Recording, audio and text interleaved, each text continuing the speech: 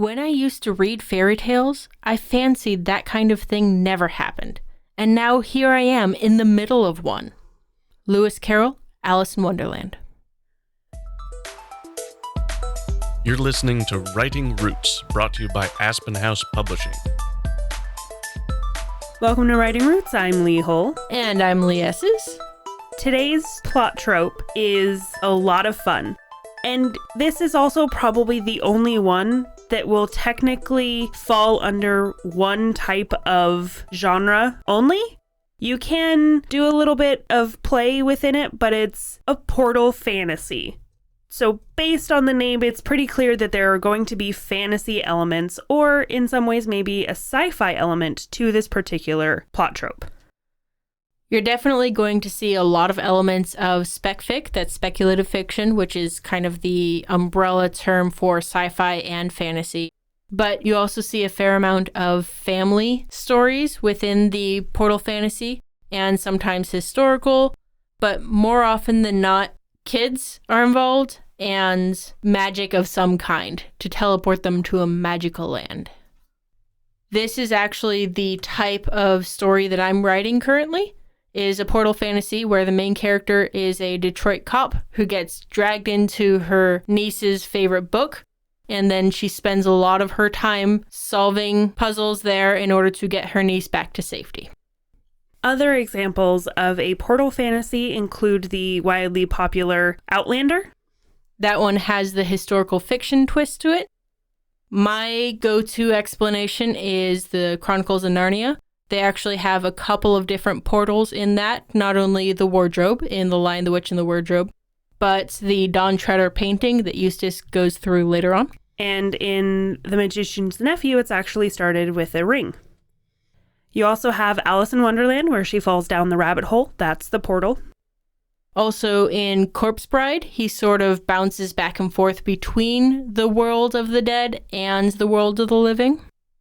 Very similarly to that, you have Coco, the Disney Pixar movie where he ends up in La Dia de los Muertos, transitioning to the dead side of the world.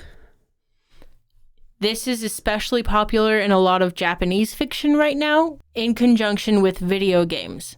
So your main character is becoming their avatar and existing in the physical world of the video game.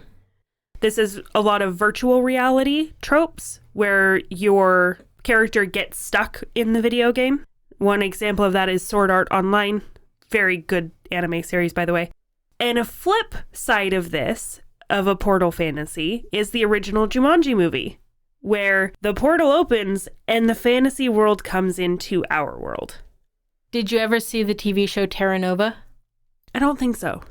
That one is kind of a portal fantasy, mixed with time travel, so they create the ability to time travel. The population of our world is too large, too much pollution, blah, blah, blah. So they send people back to the time of the dinosaurs, and then they have to terraform Earth again. So it's kind of a portal fantasy, except they have no intentions of returning to modern day. Common sub-tropes within a portal fantasy include crossovers. This is pretty common within fan fiction. They'll have a portal fantasy to take characters from one story and put them into the world of another. The Scooby Natural episode of the TV show Supernatural, the main characters get stuck in an animation TV episode of Scooby-Doo, and they have to work with the Scooby Gang in order to solve the mystery. You also have the Visiting the Land of the Dead. We talked about that with Coco and the Corpse Bride, where the portal is between our world and the next life, or the underworld, or something where they're interacting with dead people. The earliest I can think of example of this traveling to the land of the dead and coming back would be Orpheus saving his love Eurydice. And they cross the river Styx and go into the land of the dead so he can retrieve his true love. We already mentioned this a little bit earlier, but being trapped in the game or the TV show, so the modern Jumanji movies or Sword Art Online, or the first book with this that I ever remember reading was Heir Apparent, that I read, I think, in either middle school or high school. And it was the first encounter that I'd ever had with the idea of virtual reality. Somebody went to an arcade, played a virtual reality game, and got stuck in it. Tron is similar to that. And of course, the time traveler, where it's sometimes intentional, like in Terra Nova, or sometimes accidental, like it was in Outlander, but traveling through time, so your fantasy realm is often Earth, just not now. TV Tropes says that common tropes that go with this is the kidnapped by the call, so an everyman is forced to become a hero. And the Persephone-Hades romance, where their true love is caught in another realm, so they have to find a way to work together and hop back and forth between realms. Some suggestions that we have to help you write a portal fantasy, because this is intricate, a little bit complicated, there is going to be supernatural elements involved. We want you to, if you take this on, write the best story possible. The first suggestion that we have is most of the story is going to be about trying to get back. Your inciting action puts them halfway through their travel time. Okay, I've made it into the video game of Jumanji. Now how do I get back into reality? We have to solve the game. This is your external problem. And you'll have internal problems as well, which will usually be that the travel is changing the character. The character has something to learn about themselves before returning home. Hitchhiker's Guide to the Galaxy, he starts off as a nobody. He travels with Ford and learns about the universe and himself, in that case a comedic way, before figuring out what home even means to him. When you're talking about this internal problem of changing the character development, and the journey back, your internal conflict needs to take precedence over the external conflict. In the example of the Outlander, her internal problem ended up being that she was married when she met her true love. She needed to choose between husbands before she could choose between worlds. Another key thing to keep in mind as you are writing your portal fantasy is your main character is also your Greek chorus. This is where I failed in my first draft of my own portal fantasy. The glory of a portal fantasy is that your main character knows what a bus station is, and now they have to learn how to shoot a bow and arrow. They're living in two worlds at once. So everything that you would think if you were the main character, your character is allowed to think also, because you have similar experiences of traveling from modern day to somewhere interesting. That leads to the next point, which is your hero is going to be an everyman hero. Someone that your readers can picture themselves being. They can put themselves in the feet of Lucy as she discovers Narnia for the first time.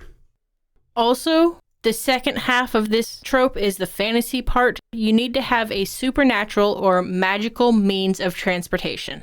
I will also add technological means of transportation. Something that is very difficult to recreate on the other side. Otherwise, the journey back is not interesting. Which means that the other location must be unvisitable. Something that we in real life can't actually go to. So it can't be a portal from your house to the Caribbean. It needs to be a portal that leads from your house to Narnia, or an alien planet, or history, or the land of the dead, or the realm of the fairies. This exotic location is what makes a portal fantasy interesting. So the difference between here and there needs to be as large as possible. We do have a couple of tips on what not to do as you're writing, and I would say it's very rare that the crossing into this foreign realm is intentional. And if it is, something goes awry. You have sometimes elements where a character may know that that travel was intentional. One of the examples I can think of is Kate and Leopold, where the friend, he knows that he's time traveling by jumping off of a bridge. But when Leopold comes to the present, it wasn't intentional. And do not start with the inciting action. I know this is hard for you, Lee, but you need to establish reality before you can establish the transition. So within the Chronicles of Narnia, we saw the children being taken to the countryside because they're being sent there to be out of London when London is being blitzed. That inciting action is going to be Lucy going through the wardrobe for the first time. We need to see that London's not in a good spot, even for these kids, before we can travel to somewhere new. Portal fantasies give you so much opportunity for strong world building and development, with still having ties in reality that your readers understand and know. And through your writing, through sending your character into fantasy worlds, you're taking that reader on the journey. And why do readers read? Because we want to escape reality for a few hours. So think of how you would feel if you were in this magical realm. And take your own point of view as the character. Indulge in that as you're writing the character, as you're writing the story, and as you're writing selfishly. If you have a question or comment for our hosts or a topic you'd like us to cover, send us an email at writingroots@aspenhousepublishing.com or find us on Facebook by searching for Aspen House Publishing.